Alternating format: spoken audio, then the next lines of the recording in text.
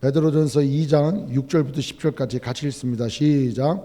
성경에 기록되었으되 보라 내가 택한 보배로운 모퉁이 돌을 시온에 두노니 그를 믿는 자는 부끄러움을 당하지 아니하리라 하였으니 그러므로 믿는 너희에게는 보배이나 믿지 아니하는 자에게는 건축자들이 버린 그 돌이 모퉁이의 머릿돌이 되고 또한 부딪히는 돌과 걸려 넘어지게 하는 바위가 되었다 하였느니라. 그들이 이 말씀을 순종하지 아니하므로 넘어지나니 이는 그들을 이렇게 정하신 것이라. 그러나 너희는 택하신 족속이요 왕같은 제사장들이요 거룩한 나라요 그의 소유가 된 백성이니 이는 너희를 어두운 데서 불러내어 그의 기이한 빛에 들어가게 하신 이의 아름다운 덕을 선포하게 하려 하심이라. 너희가 전에는 백성이 아니더니 이제는 하나님의 백성이요 전에는 국류를 얻지 못하였더니 이제는 국류를 얻은 자지나. 아멘. 최근에 기도하는 가운데요, 하나님께서 그런 마음을 주셨어요. 어떤 마음이냐면은 내 백성을 위로하라는 거예요. 위로하라는 거예요. 그래서 어떻게 위로가 할 수 있을까요? 내가 찾아가서 뭐 밥을 해드릴까? 뭐 반찬을 해드릴까? 아니면 뭐 내가 돈이 많아가지고 돈을 갖다 드리면 위로가 될까? 아니면 거기 가서 뭘 할까? 하나님 어떻게 하면 우리 성도들이 우리 모든 믿는 자들이 위로가 될까요? 어떤 게 위로가 될까요? 여러분 어떤 게 위로가 될까요?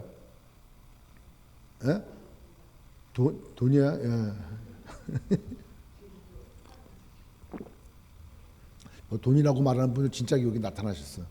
네? 그러니까 무엇이 위로가 될까 하는 거예요. 여러분 우리 삶 가운데 위로가 되는 것은 하나님의 말씀인 줄 믿습니다. 다들 실망하는 눈초리 같아. 네? 하나님의 약속의 말씀 외에는 위로받을 게 없는 거예요.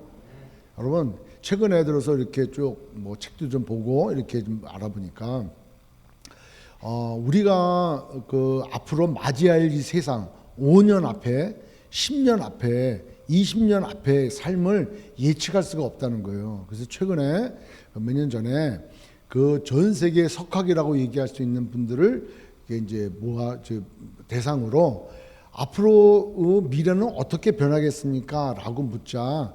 그 과거에는 앞으로 뭐 80년대가 되어지면은 뭐 90년대가 되어지면은 뭐 2000년대가 되어지면은 어떻게 바뀔 것이다라고 하는 예측이 가능했는데 지금은 5년, 10년, 20년 앞을 예측할 수가 없다는 거예요. 왜요?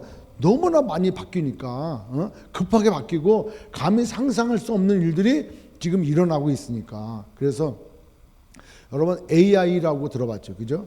AI가 뭐죠? 인공지능. 예, 그 AI가 뭐의 약자죠? 다 알고 있어. 예. Artificial Intelligence. 이게 인공지능 기술이 발전이 된다는 거예요. 그 인공지능 기술은 한마디로 쉽게 얘기하면은 그 누구야? 이세돌이하고 그 바둑뒀잖아요. 컴퓨터하고. 그러니까 컴퓨터에 그러니까 이제 구글 같은지 예를 든다면 거기에 우리의 모든 정보, 서치하는 거, 찾는 거, 그다음에 집어넣는 거 이게 계속 돌다 보면은 데이터가 축적이 되어져 가지고 그 기능으로 그 지능으로 만들어진 거죠. 우리가 데이터를 입력해서 만들어진 지능이니까 그거를 가지고 인간보다 더 똑똑하게 모든 일 처리를 한다는 거예요. 그러다 보니까 어떤 현상이 나타나냐면은 앞으로 사람이 일하는 것보다 AI 기술을 가진 뭐 기업이면 기업, 뭐 공장이면 공장, 무슨 뭐 IT면 IT 그걸로 일어난다는 거예요. 그러니까 사람을 대체한다는 거예요. AI 기능이. 그러면은 우리의 잡이 있어질까 없어질까요? 없어지죠. 그러다 보면은 지금도 남자 나이가 60세 되면 할 일이 있을까 없을까요? 없어요. 특별한 자기 기술이 없으면은 일자리 찾기가 어려운 거예요. 60이 돼가지고 어디 밖에 나가가지고 구박 맞지 않으면 다행이지 어디 가서 일자리를 구합니까? 그러니까 일자리가 없는 거예요. 하물며 AI 기능 그 기술이 더 발전되어지면 앞으로 10년 있다가는 그 무용 계급이 생긴대. 무용. 그러니까 필요 없는 계층이 생긴다는 거예요. 그러니까 AI 기술 외에는 어떤 특별한 자기의 전문적인 기술이 없으면은 할 일이 없다는 거예요. 왜? AI가 다 하니까 그런 계급이 생긴다는 거예요. 그러다 보니까 사회가 격차가 심해진다는 거예요. 예? 잘 사는 사람, 못 사는 사람, 예? 어떤 뭐 이런 격차가 굉장히 심화된다는 거죠.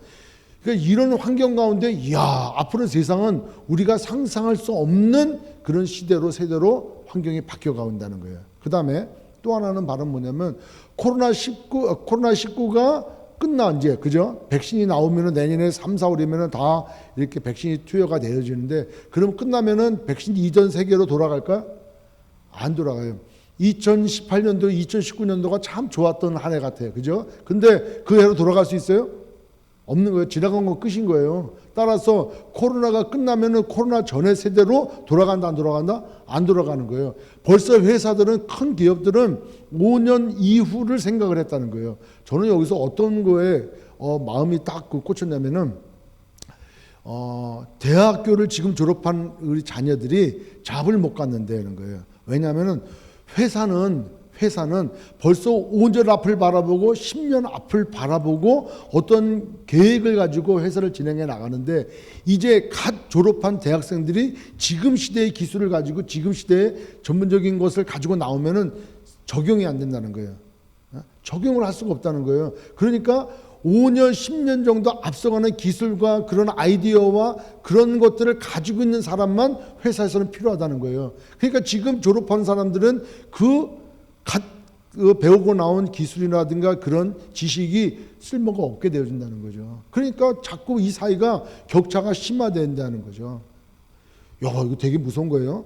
그러니까 코로나19 이후에 우리의 삶도 참 걱정이 되어지고, 지금 당장 코로나 때문에 얼마나 지금 우리가 걱정이 많습니까? 이런 환경 가운데 하나님께서 저에게 주신 말씀이 내 백성을 위로하라는 거예요. 내 백성을. 근데 기도를 해도 그 방법은 하나님의 약속의 말씀밖에 없다는 거예요. 그래서 오늘 설교 제목이 언약 백성이에요. 우리가 그것을 기억해야 된다는 거예요. 내가 누구인지를 분명히 기억해야 돼. 세상으로 생각한다면 우리가 뭘 할 게 없어. 뭘 할 게 없어요. 근데 여러분, 빙산의 일각, 이 빙산 일각이 무슨 뜻인지 아시죠? 빙산의 일각이라 하잖아요. 빙산의 일각, 빙산, 그러니까 얼음으로 만든 산의 일각, 한 뿔이라는 거, 뿔각자니까. 그러니까 우리가 북극이라든가 이런 데 가면 빙산이 크게 돌아다니는데, 빙산에 나와 있는 요 산은 그 안에 8배, 10배 이상의 큰 본체가 밑에 있다는 거예요. 그러니까 나와 있는 거는 뿔 하나 나온 것처럼 별로 안 보이지만 그 안에 숨겨져 있는 엄청난 그 빙산이 있다는 거예요. 근데 이 빙산은 물 조류에 의해서 흘러간다는 거예요. 이렇게 한 방향으로 쫙 조류에 의해서 흘러가. 그런데 그 빙산 옆에 떠다니는 조그만 부유밀 얼음들이 있다는 거예요. 얼음들은 바람에 흩날리고 막 이렇게 나간다는 거예요. 그러니까 큰 빙산은 한 방향으로 이렇게 흘러가는데 그 나머지 잔 얼음들은 이리저리 휘힌다는 거예요. 우리의 신앙생활 가운데, 우리의 삶 가운데 우리가 무엇을 붙들고 가야 하느냐에 따라 다르다는 거예요. 세상 조류에, 세상 환경에 여러 가지 들리는 얘기들로 인해 가지고 우리의 마음이 떠다니는 얼음처럼 여기도 떠달리고 저기도 떠달리고 여기도 떠달리면은 올바른 삶이 아니라는 거죠. 그러니까 우리가 늘 불안하고 늘 걱정스러운 거예요. 여러분, 제가 오늘 말씀 묵상하면서 그 생각이 드는 거예요. 죽음, 생과 사. 생과 사는 누구의 권한일까? 믿으십니까? 근데 왜 그러냐는 거예요. 생과 사는 하나님이 결정하는 거예요. 내가 결정하는 게 아니고, 코로나가 결정하는 거 아니고, 이 시대가 결정하는 게 아니라니까. 내가 코로나 걸려서 죽음을 맞이하게 됐다. 하나님 뜻이라니까. 저는 그 생각이 쑥 들어요, 요즘에. 왜냐하면은 하나님께서 나를 부르실 때 내가 가는 거지, 어떤 환경이 있다가도 비행기 타다가도 떨어져도 아이는 살잖아요. 가끔 보면은. 우리 생각으로는 다 죽어야 돼. 그런데 산다는 거예요. 왜? 하나님의 뜻이라면은. 히스기야가 죽음을 맞이해놓고 기도했지 않습니까? 간절히 기도하니까 그 생명을 연장시켜줬어. 그 연장시켜주는 거 또한 하나님이 하시는 거라는 거예요. 살고 죽는 건 하나님의 뜻이라는 거예요. 그래서 자살하지 말라는 거예요. 왜 네 뜻대로 하냐는 거지. 네 뜻대로. 하나님의 계획이 있는데. 그래서 성령이 우리 안에 계시고 하나님께서 계획하신 그 사람, 그 사명 있는 사람은 그거를 마실 때까지 하나님 앞에 안 간다니까. 그러면 그걸 어떻게 하느냐? 그걸 알 필요가 없는 거예요. 그거는 주권은 하나님께 맡기고 우리는 믿음으로 우리의 신앙생활 우리가 하라는 대로 여기에 써 있잖아요. 그렇게 하신 것은 아름다우니까 기이한 빛에 들어가게 하신 이의 아름다운 덕을 선포하게 하라 하심이라는 거예요. 우리 한 사람 한 사람을 부른 것은 하나님의 기이한 놀라운 은혜의 빛을 선포하는 아름다운 덕을 선포하기 위해서 그렇게 하라는 거예요. 따라서 우리가 이 땅 가운데 살아가는 삶의 목적, 이걸 분명히 알아야 될 뿐만 아니라 우리의 정체성을 이 시기에 더 분명히 알아야 되는 줄 믿습니다. 내가 누군지, 내가 어디서 와서 어디로 가는지, 우리 삶의 결국은 무엇인지를 이 시기에 더욱 알아야 돼. 미래는 예측할 수 없어요. 코로나 이후에는 어떤 삶이 우리에게 펼쳐질지도 몰라. 코로나가 뭐 오늘 밤에도 무슨 이게 다 격리시키고 그런다는데, 새해도 한다는데 우리에게 얼마나 두려움이 옵니까? 그런데 내가 두려워해가지고 걱정하는 게 더 스트레스라니까. 더 스트레스예요. 위험한 게 그게 더 위험한 거예요. 어저께 사실은 코로나 검사를 받으러 갔어요. 가니까 그 검사해주는 집사님이 그러시는 거예요. 뭐라고 얘기하냐면, 우리 한국 분들은 참 이상하다. 자기도 한국 사람이지만 이상하다는 거예요. 왜 그러냐니까, 교회에서 키트 가져가고 단체로 이렇게 검사 받고 가져오면은, 오전에 가져오면은 그거 다 해서 저녁이면 다 알려줄 텐데, 그러면은 좀 더 안전하게 되고 자기도 안전함을 확인하고 또 자기가 걸렸다 그러면은 또 이렇게 자가격리 하면 다 될 텐데, 우리 한국 교회는 갖다 줘도 안 한다는 거예요. 안 한대. 왜 안 하냐니까, 내가 코로나 걸렸다는 것이 세상에 알려지면은 이게 내가 코로나 걸린 거를 적에게 알리지 마라. 이런 거야, 이런 거. 예? 그러니까 검사는 안 한대. 프리로 해주니까 오라고 해도 안 온다는 거예요. 미국 사람들은 놀러 갔다가 와서, 또 아는 사람들은 놀러 갔다가 와가지고 단체로 코로나 검사를 받는데 가서, 가서 어느 사람이 되면은 그러면 확장하지 말아야지, 그죠? 그러고 나서 격리하고, 그리고 검사 받아서 이상이 없다 그러면 또 생활로 돌아가고, 이렇게 자연스럽게 코로나 이 시대를 맞이해서 검사도 받고 격리도 하고 운동도 하고 면역력도 기르고 이렇게 살아가는 습관적이 돼야 되는데 그러지 않는다는 거예요.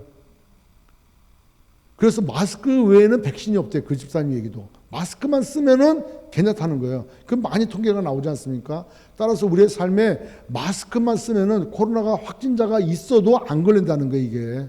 그러니까 마스크는 꼭 쓰고 다녀라, 이렇게 하는 얘기예요. 이 불안하고 이렇게 힘들고 어려운 이 시대를 살아갈수록 우리가 더더욱 깨달아지는 것은 나의 정체성이라는 거예요. 하나님께서 우리를 어떤 식으로 어떤 사람으로 부르셨는가, 이거를 깨닫고 믿고 인식할 때 우리가 이 시기를 초연하게 넘어갈 수가 있는 거예요. 아멘. 넘어가는 게 아니라 이 시기를 살아낼 수 있는 거예요. 어떤 거를 다 복음을 전하고 전도도 하고 성경을 공부하고 예배를 드리고, 아니 코로나가 하나님 위에 있냐고. 코로나가 하나님 위에 있습니까? 코로나가 우리의 죽음을 주장하냐고. 아니지 않습니까? 하나님이 주장하시는 거예요. 하나님께서. 아멘? 아멘. 그러니까 어저께 지금 메디컬 닥터가 그렇게 얘기하더라고요. 그 방송에 보니까 지금 미국에 1,400만 명이 확진자가 걸렸다. 누적 확진자가 1,400만 명이야. 난 사람이 몇 명인 줄 아세요? 난 사람이? 완치된 사람이? 그건 잘 몰라. 와, 1,400만 명이 넘었다 벌써. 이 정도만 알고 있지. 확진해서 난 사람 몇 명이냐고요. 800만 명이 넘어요. 800만 명이. 예? 그러니까 그 확진 걸려서 죽은 사람의 비율이 얼마 안 된다는 거예요. 그런데 우리는 그 확진되어져가는 이상, 물론 조심해야 돼. 제가 말씀드리는 게 생명은 죽게 있으니까 마스크 벗고 즐기자, 이 말씀 드리는 거 아니에요. 우리가 건강하게 조심스럽게 마스크 쓰고 활동들을 해야 되지만 우리의 신앙생활은 정상적으로 해 나가야 된다는 거예요. 신앙생활, 가정에서도 직장에서 사업체에서도 복음 전하고, 얼마 전에 이렇게 나가다 보면은 또 마켓 앞에서 마이크 잡고 하시잖아요. 대단하지 않습니까? 그분 하는 거예요. 우리가 이럴 때일수록, 그러니까 늘상 주일마다 강조하지 않습니까? 이럴수록 우리가 더 그리스도인이다. 우리가 믿는 하나님은 창조주 하나님이시고 전능하신 하나님이야. 모든 주권이 하나님께 있다 하는 거예요. 모든 주권이 하나님께 있는 거예요. 우리의 생사 여탈권까지도. 까지도가 아니라 여기 우리 생사 여탈이 다. 한번 우리 그 말씀으로 한번 좀 말씀을 오늘 좀 찾아봤으면 좋을 것 같아요. 그래서 우리가 잘못 생각해야 되지만 뇌의 정체성을 깨닫지 못하고 물 위에 떠다니는 얼음 조각처럼 이래 질고 저래 흔들고 이래 떠내려가고 저래 떠내려가고. 요즘 같은 시대에 가짜 뉴스 때문에 얼마나 골머리져요. 가짜 뉴스가 문제가 아니라는 거예요. 이제는 자기가 주장하는 것이 진실이라는 거예요. 진실. 옛날에는 옳고 그름이 명확히 나와 있는데 지금은 옳고 그름이 없고 그 무리들이 주장하는 것이 옳은 걸로 강요를 시키고 우리 듣는 자가 강요를 당한다는 거예요. 옳고 그름의 기준이 없다니까. 이럴 때일수록 하나님 말씀을 기준 삼아 살아야 되는 줄 믿습니다. 흔들리면 안 되는 거예요. 가짜 뉴스에 흔들리지 말고 엉뚱한 것에 강요당하지 말고 우리가 중심을 붙잡을 수 있는 것은 하나님의 약속의 말씀이라는 거죠. 그 말씀을 우리가 꼭 붙들어야 되는 줄 믿습니다. 여러분 마태복음 24장 3절 한번 보십시오.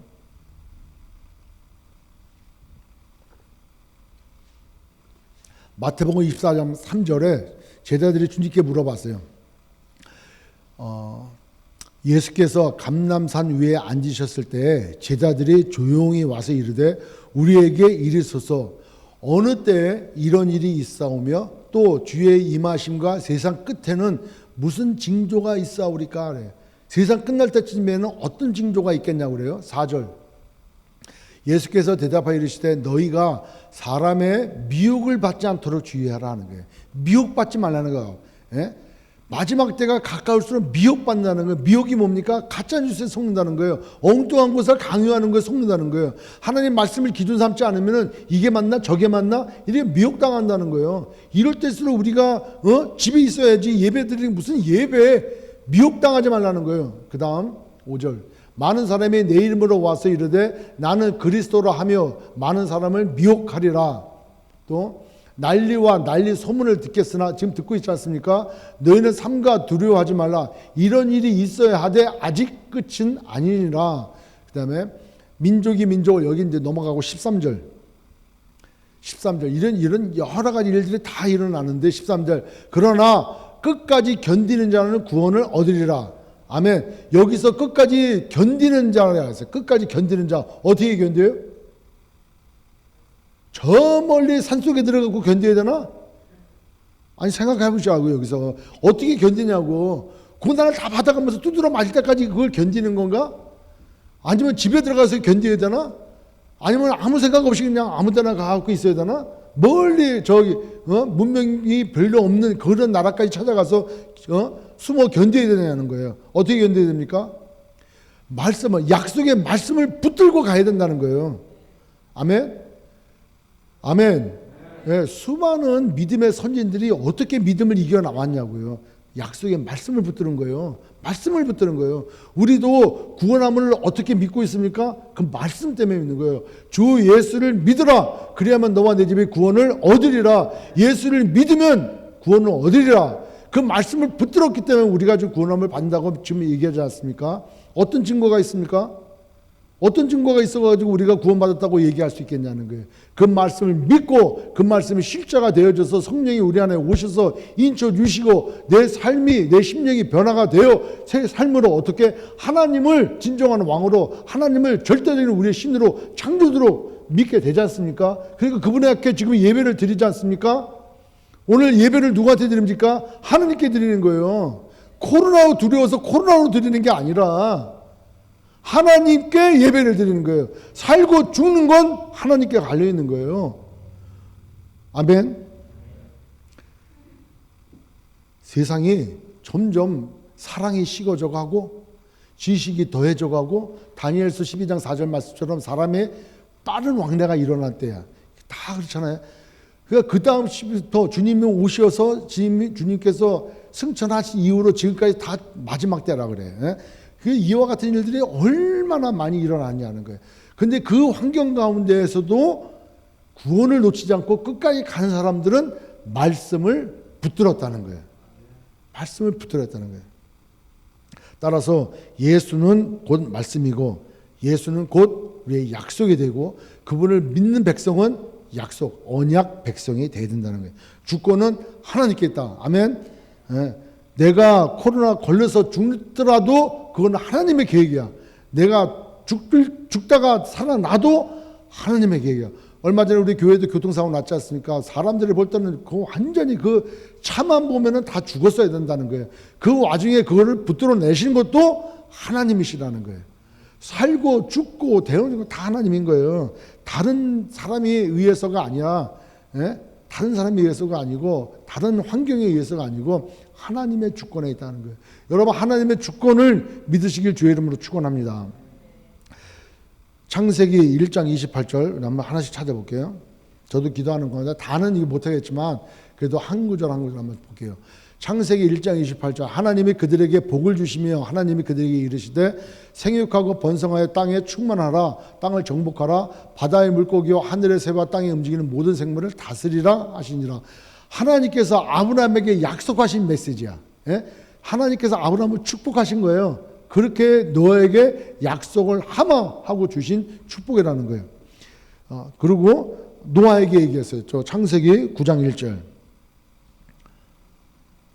창세기 9장 1절에 하나님의 노아 홍수 후에 하나님의 노아와 그 아들들에게 복을 주시며 그들에게 이르시되 생육하고 번성하여 땅에 충만하라 그랬어요. 그런데 우리가 알고 있는 것처럼 창세기 3장에 보면 죄가 들어와. 그죠? 그래서 그 하나님의 약속의 말씀을 받지를 못하고 자기가 왕되고 자기가 신이 되고 자기가 모든 것을 주관하게 돼.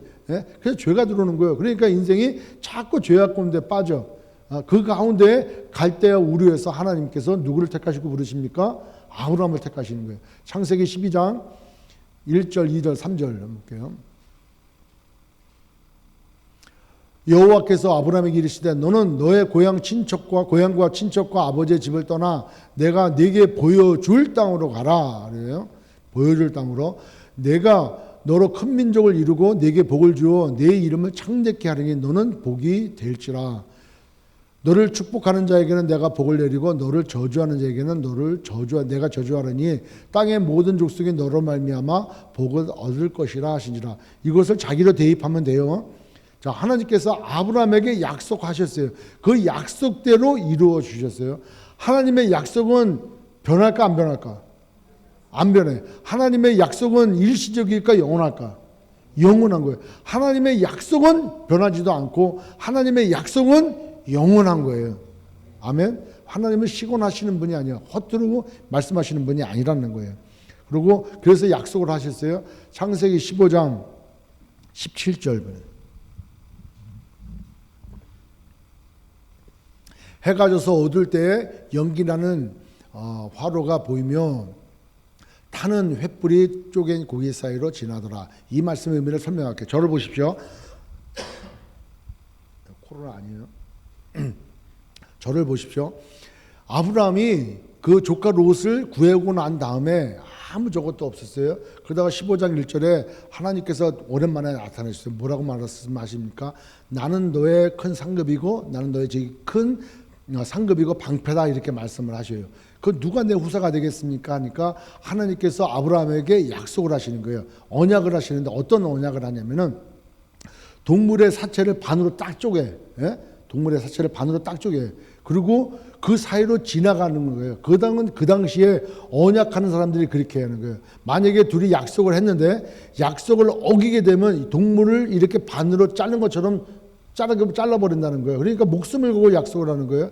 그 동물의 사체를 딱 펼쳐놨는데 아무 저것도 없어요. 뭐 까마귀가 모이면 쫓아냈는데 그 밤에 하나님께서 딱 나타나셔서 불로 그 앞을 쑥 지나가시는 거예요. 아브라함은 지나가지 않아. 하나님만 거기를 딱 지나가셔요.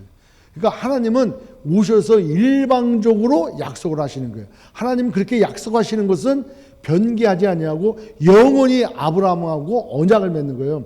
인간은 못해. 아브라함은 못해. 왜? 아브라함에게 기대할 게 없는 거예요. 왜? 그는 또 살다가 죽으니까. 그러니까 그 모든 걸 제껴놓고 하나님이 거기를 먼저 통과하셔. 하나님께서 일방적으로 주시는 언약이라는 거예요. 그래서 그 언약이 귀한 거예요. 그래서 창세기 17장 7절. 창세기 17장 7절. 내가 내 언약을 나와 너 및 네 대대 후손에 세워서 영원한 언약을 삼고 너와 네 후손의 하나님이 되리라. 이 아브라함에게 약속하신 거예요. 그 다음 8절 9절까지 내가 너와 네 후손에게 네가 거류하는 이 땅 곧 가나안 온 땅을 주어 영원한 기업이 되게 하고 나는 그들의 하나님이 되리라. 하나님이 또 아브라함에게 이르되 그런즉 너는 내 언약을 지키고 내 후손도 대대로 지키라. 약속을 지키라는 거예요. 약속을. 근데 하나님께서는 사람이 약속을 자꾸 변기한다는 걸 아시기 때문에 그와 약속하지 아니하고 하나님께서는 일방적으로 영원한 언약을 체결 아까 하셨다는 거예요. 그런데 그럼에도 불구하고 인간이 실수하고 인간이 언약을 배반해도 하나님께서 맺어주신 그 일방적인 언약 때문에 그 약속 때문에 그 후손들을 이끌어 가신다는 거죠. 아멘. 그래서 하나님은 참 좋으신 하나님이신 거예요. 자, 그러면 신의 산 언약을 볼게요. 출애굽기 19장, 출애굽기 19장 5절. 신의 산에서 모세랑 또 이스라엘 백성들랑 세운 언약인 거예요. 지금 언약에 대해서 말씀을 드리고 있어요. 아담을 지으시고 약속하셨고 죄를 져도 창세기 15장 5절의 말씀처럼 3장 15절 말씀처럼 다시 구속하실 것을 약속을 하셔요. 그리고 노아에게도 약속을 하시고 그 다음에 아브라함에게도 약속을 하시고 아브라함 자손들에게도 약속을 다 하셔요. 그러니까 하나님은 그 약속을 하고 그 백성을 택하시고 그 백성을 이끌어 가시는 거예요. 그리고 그들로 하여금 애굽에서 생활하게 나가고 난 다음에 그들을 이끌어내어 신의 산에 오셔서 데리고 오셔가지고 또 언약을 하시는 거예요. 세계가 다 내게 속하였나니 너희가 내 말을 잘 듣고 내 언약을 지키면 너희는 모든 민족 중에서 뭐가 되겠고 내 소유가 되겠고 모든 민족 중에서야 그래서 택한 백성이 되는 거예요. 모든 민족 중에서 내가 택하고 너를 내 소유를 만들겠다. 여기서 소유라고 하는 이 내 소유라고 하는 것은 나의 가장 소중한 소유물. 그냥 소유물이 아니라 나에게 있어서 가장 소중한 소유물로 삼겠다는 거예요. 그 다음에 6절 너희가 내게 대하여 제사장 내라가. 제사장이 뭐 하는 겁니까? 하나님과 백성들 사이를 중재하는 거 아니에요? 그러니까 제사장 나라면은 하나님과 열방을 중재하는 나라. 근데 지금 우리가 오늘 읽었던 건 뭐예요? 왕 같은 제사장이라는 거예요. 그 제사장 역할을 하면서 왕권을 주시겠다는 거예요. 그러면 지난번에 우리가 말씀 나눴던 대로 우리 그리스도인들이 갖고 있는 왕권이라는 게 어떤 왕권이에요? 다스리는 권세가 어떤 다스리는 권세입니까? 사랑하고 섬기고 그리고 다음에 세우는 다스리는 주장하고 하는 게 아니라 그런 왕 같은 제사장으로 삼고 그 다음에 거룩한 백성이 되리라 하는 거예요. 거룩한 백성이 뭡니까? 구별된 백성, 하나님과 교제하는 백성, 그 백성을 삼겠다고 지금 이스라엘 백성들을 시내 산에 이끌고 오셔서 그들에게 약속을 하시는 거예요. 그리고 21장에 가면은 피의 언약을 하지 않습니까? 그러니까 하나님께서 이스라엘 백성들에게 약속을 하시는 거예요. 그 약속이 살아 있어요. 자, 이렇게 해서 그 다음 우리 사무엘하 7장 13절 다윗과 맺은 언약을 한번 볼게요. 사무엘하 7장 13절 비록 이스라엘 백성들이 가나안 땅에 들어가서 사사시대를 맞이해가지고 얼마나 많은 죄악들을 범했어요. 그러나 다윗을 세우셔가지고 다윗을 통하여 하나님이 약속을 하셔요. 그는 내 이름을 위하여 집을 건축할 것이요 나는 그의 나라 왕위를 얼마나 영원히 견고하게 하리라. 다음 16절 빨리빨리 건너뛰고 16절 네 집과 네 나라가 내 앞에서 영원히 보존되고 네 왕위가 영원히 견고하리라 하셨다. 이것은 다윗 자손을 통하여 이 땅에 등장하실 예수 그리스도를 통해서 하나님 나라를 지키고 그 나라가 영원할 것을 말씀하시는 거죠. 그러니까 다윗을 통하여 약속하신 그 약속이 지금 우리에게도 들어와 있다는 거예요. 자, 이런데 사람들이 죄를 범해. 그러니까 북이스라엘이 멸망을 당하고 남쪽 유다도 멸망을 당해. 그죠? 그런 환경 가운데 하나님께서 새 언약을 맺어 주시는 거예요. 그게 어디에 나옵니까? 예레미야서 31장 31절부터 한번 볼게요. 예레미야서 31장 31절부터 자, 여호와의 말씀이니라. 보라, 날이 이르는지 내가 이스라엘 집과 유다 집에 새 언약을 맺으리라. 32절 이 언약은 내가 그들의 조상들의 손을 잡고 애굽 땅에서 인도해 내던 날에 맺은 것과 같지 아니할 것은 내가 그들의 남편이 되었어도 그들의 내 언약을 깨뜨렸습니다.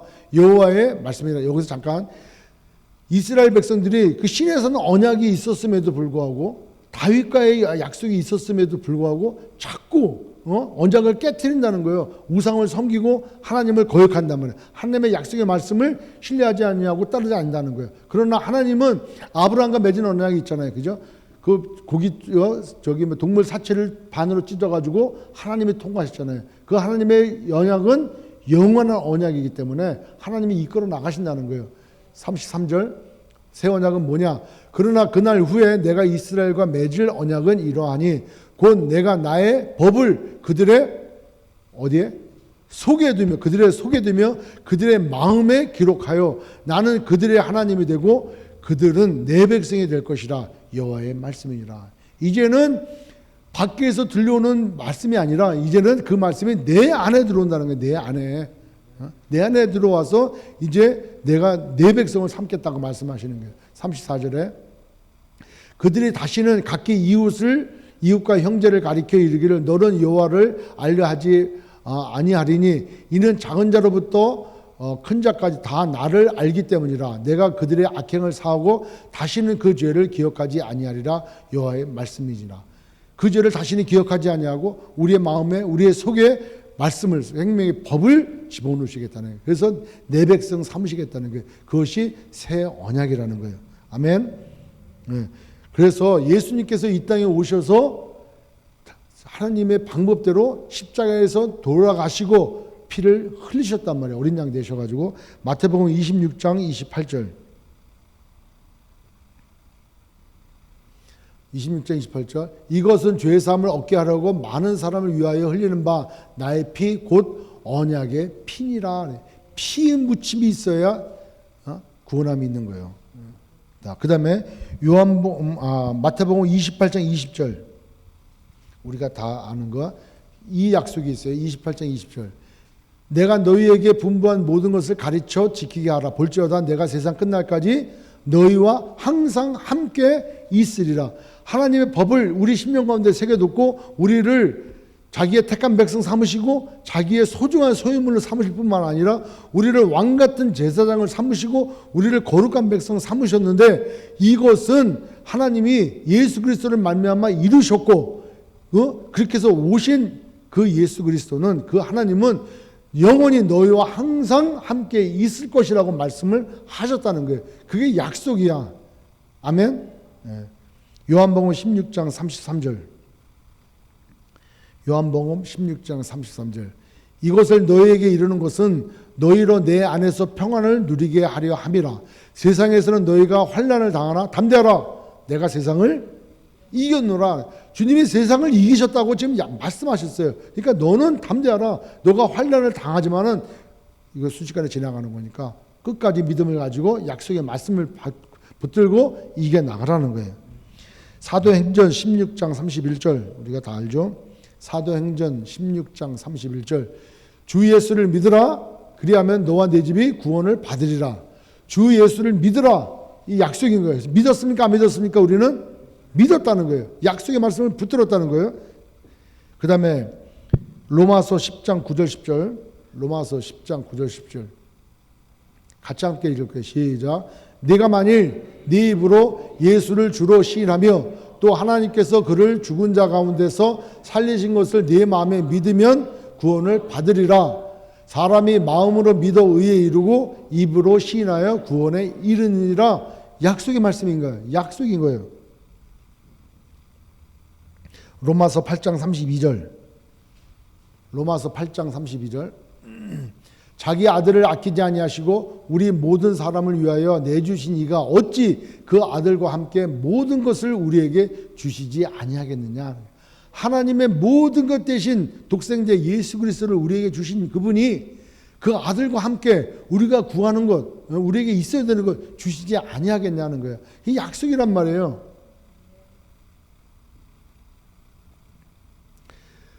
여러분, 그 약속이 우리가 심정 가운데 새겨지고 있고 우리가 알고 깨달아지면은 어떤 환경 가운데서도 흔들리지 않을 수가 있는 거예요. 제가 최근에 며칠 전에 강풍이 있었죠. 그죠? 강풍이 일어나가지고 저희 집에도 전기가 들어왔다가 나가고 들어왔다가 나가고 이걸 그냥 열대 번을 그렇게 하는 거예요. 그러다가 또 한참 또 안 들어와. 그러니까 이제 이번에는 안 되겠다. 이게 가만히 있어가고 될 일이 아니라 초를 찾아야겠다. 후레쉬를 찾아야겠다 생각을 했어. 예? 그러니까 제 머릿속에 후레쉬는 어디에 어느 책상 어느 서랍에 있다는 걸 내가 알아. 예? 그러니까 가가지고 깜깜하지만 더듬거려가 거기 가서 열어서 다니까 후레쉬가 나와 안 나와? 나와야지 거기 있으니까. 예? 하나님의 말씀이 내 심령 가운데 있으면은 나온다니까. 내가 어딘지 안다니까. 근데 아까 빙산의 일각이라고 얘기했잖아요. 빙산의 일각. 자, 보십시오. 이게 다른 거예요, 이제. 북극에 가니까 빙산의 일각 그 뿔만 요만큼만 나와 있어. 예? 요만큼만. 빙산 조금밖에 안 되네. 이렇게. 예? 근데 그 안에 이만한 게 있는 거예요. 이만한 게. 이만한 거에 여기만 딱 들어있는 거예요. 우리가 하나님을 알고 하나님의 약속의 말씀을 아는 거 요만큼만 알아. 예? 요만큼만 알아. 이만큼의 하나님의 깊고 넓고 높고 이런 하나님의 은혜와 약속을 몰라. 그럼 능력이 있을까 없을까? 없다는 거예요. 왜? 흔들린다니까 내 마음에. 내가 아는 거 하나님의 빙산의 일각밖에 몰라. 하나님 말씀의 빙산의 일각밖에 몰라. 약속을 붙들지도 못해. 자기가 언약 백성이라는 걸 믿지를 못해. 아담 이후로 지금까지 약속을 다 들어봤어. 하나하나 구글절제 다 찾지는 못했지만 부분적으로 다 찾아보니까 약속이 있어. 영원한 약속이 있어. 그 약속으로 오신 예수 그리스도를 우리가 믿었어. 예? 믿고 있단 말이에요 지금. 그러면 우리가 뭘 붙들어야 되냐는 거예요. 이 환경 가운데 미래를 예측할 수 없어. 예? 코로나로 인해서 참 두려운 것도 많아. 여러 가지 고민도 많아.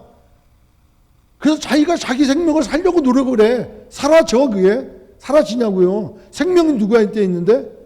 죽게 있는데. 생명 죽게 있는데. 생명 죽게 있는데. 찬양은 100번 그렇게 얘기하지만 생명을 자기 거로 여기고 있다니까. 생명이 자기가 아니에요. 우리는 우리 게 아니에요. 생명은 주님께 있는 거야. 그리고 하나님의 그 약속의 말씀을 이 빙산의 일각만 알고 하나님의 능력 없음, 하나님 이럴 때 뭘 하실 수가 있겠습니까? 하나님의 뭐 대단하십니까? 살아있습니까? 여러분, 온라인으로 예배를 드리고 현장에 나와서 예배 드리는 게 중요한 게 아니라 했잖아요. 우리 마음이 중요한 게. 정말 하나님을 믿고 있다면은, 살아계신 하나님 앞에 예배를 드리고 있다면은, 예배 자세와 예배 중심이 달라야 되는 거예요.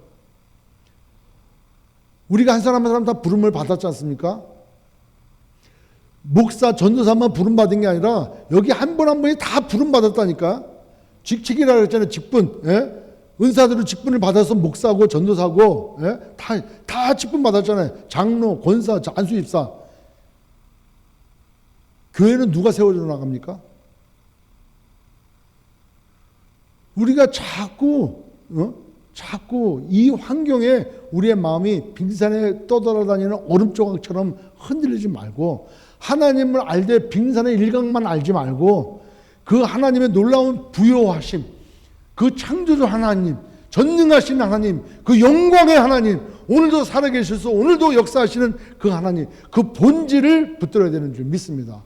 미래를 우리가 어떻게 예측을 할 수 있고 미래에 우리가 어떻게 살아나갈 수 있겠냐고요. 우리 자녀들 지금 어디가 있냐고. 자녀들 어디 있습니까? 지난 시간에도 말씀드렸잖아요. 이 시대에 우리가 이렇게 믿음 생활하는 것은 60년대 70년대 부모들이 열심히 기도하고 산이 떠내려가도록 기도하고 삼각산 산에 나무뿌리가 뿜필 정도로 가서 기도하고 금식하고 기도마다 부흥회하고 자녀들 데리고 다니고 잠 못 자는 애들 그렇게 했어. 저는 그때 물론 불신자 집이 아니었지만은 그런 기도 덕분에 우리들이 지금 신앙생활하고 있고 성교지도 나가는 거예요. 그럼 우리 자녀들은 어디 있냐고. 우리는 어디서 기도하냐고. 우리는 어디에 말씀 부흥회가 있냐고 지금. 예? 그러면 뻔하지 않습니까? 앞으로 20년 30년에 어떻게 교회가 올바르게 되어지고 어떻게 하나님 나라가 확장되어지고 그리고 우리끼리 앉아서 하나님 나라 확장을 위해서 부르진들 그게 자기 중심이냐고. 정말로 하나님 나라가 확장되어지고 하나님 나라가 부흥되어지려고 그런다면은 자기가 뛸 것이 아니라 우리 자녀들 위해서 기도해야 되잖아요. 무엇을 위해서 우리가 살아야 되는지는 나오지 않습니까? 교회 스테이 앳 홈 하니까 연락도 안 되는 거예요. 연락이 안 돼. 연락이 안 돼. 이게 무슨 신앙생활입니까, 이게? 하나님을 떠나서 어디 가오리까? 하나님을 떠나서 어디 갑니까? 왜 하나님께서 소명교회 공동체로 불러주셨습니까? 마스크만 쓰면은 다 안전하대. 우리 교회 쉘도 누가 도네이션 해주셨어요. 이거 쉘도 있어.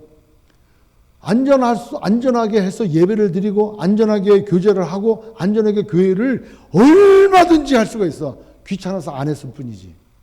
귀찮잖아요. 장갑을 끼고 오십니까? 쉘도 끼고 하십니까? 귀찮잖아요. 그러니까 아예 집에 와서 편하게 침대에 누워서 전화기로 예배를 드리지 뭐 이거잖아요.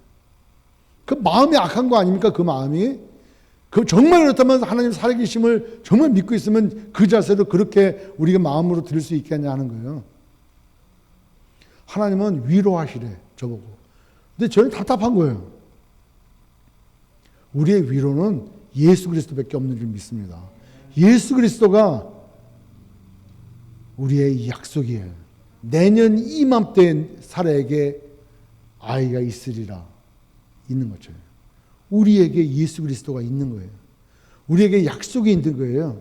예? 오늘 밤 이 세상을 떠나도 천국을 확신이 다 있다라고 하면서 왜 죽으면 자기 거라고 생각을 하냐 이거예요. 우리 믿음의 본질을 찾아가야 되는 것 같아요. 예? 지금 세상이 서두에 말씀드린 대로 미래를 예측할 수 없는 시대를 살아가고 있고 코로나19로 인해 가지고 엄청난 많은 확산이 뭐 앞으로 이중과 크리스마스 때는 뭐 이거의 2배 이상이 또 나온다는 그러니까 그것만 바라보면은 이거 어떻게 살까 이런 생각이 하잖아요. 좀 더 관심 가져야 되겠구나 이렇게 생각하면 간단하게 넘어가는 거예요. 마스크 더 잘 써야 되겠구나. 저도 결심했어요. 일회용 마스크 일주일 쓰지 말고 하루만 쓰자. 결심했어요. 저도 그래서. 조금만 더 관심 가지고 조금만 더 우리가 주의를 기울이면 너무너무 잘할 수가 있는 거예요. 아멘? 조금 불편하더라도 우리의 믿음 생활 놓치지 않기를 바랍니다. 그리고 우리가 위로받을 수 있는 유일한 것, 세움 받을 수 있는 유일한 것, 약속이라는 거예요. 하나님이 약속하셨어요. 내가 너와 영원히 함께하리라. 하나님의 나라는 고통이 있는 게 아니에요. 하나님의 나라는 평안인 거예요. 기쁨인 거예요. 우리가 예배를 드려도 기뻐야 되고 성도들 바라볼 때 얼마나 즐겁고 감사가 넘치는지 그 삶으로 우리는 신앙생활을 해야 되는 거예요. 여러분 이 말씀이 그냥 흘러가는 그런 말씀이 안 됐으면 좋겠습니다. 우리의 영원한 위로자가 되시는 예수 그리스도 그분만이 우리의 참 소망이고 그분만이 우리의 모든 것 되십니다. 그분의 이름으로 여러분을 축복합니다.